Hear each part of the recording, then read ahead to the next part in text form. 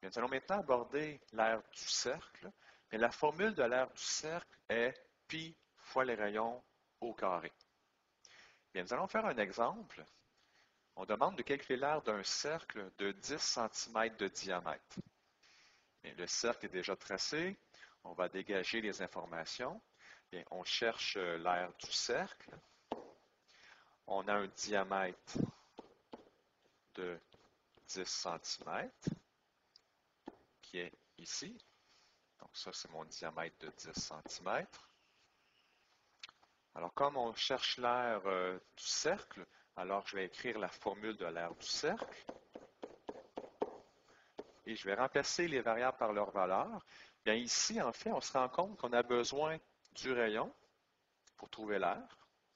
Alors, ici, on nous donne le diamètre. Et pour trouver le rayon, bien, on prend le diamètre et on le divise en deux. Parce qu'on sait que le rayon vaut la moitié du diamètre. Alors, ça nous donne 5 cm pour notre rayon. Alors, on va remplacer ici le rayon par 5 cm.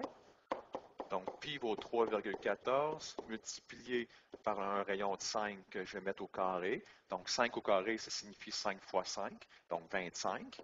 Alors, ça nous donne 3,14 fois 25. Donc, notre résultat est de 78,5 cm². Donc, on va faire un deuxième exemple. On demande de calculer le diamètre d'un cercle de 60 cm².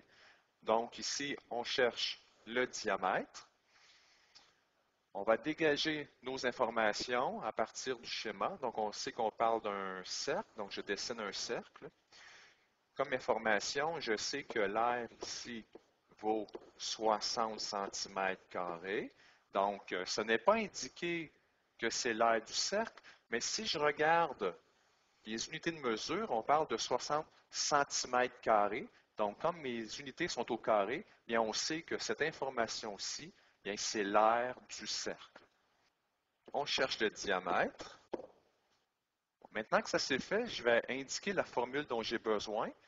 Donc, je vais écrire la formule de l'aire du cercle parce qu'on nous donne l'aire du cercle. Donc, si je remplace les valeurs, je sais que l'aire vaut 60. Pi, c'est 3,14.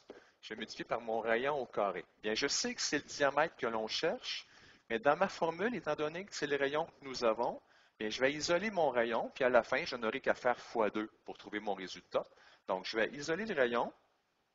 Donc, ici, je dois diviser par 3,14 de chaque côté pour isoler mon rayon au carré.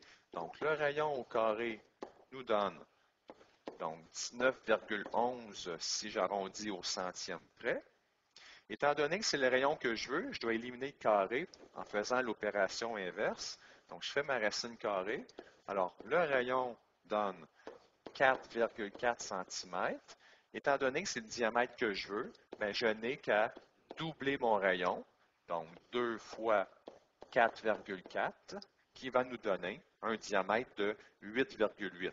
Donc, réponse, le diamètre vaut 8,8 cm. Donc ici, il n'y avait pas de précision au niveau de l'arrondissement. Donc j'ai fait le choix ici d'arrondir au centième au départ et ensuite d'arrondir au dixième près. Mais dans un problème, donc on doit être conséquent.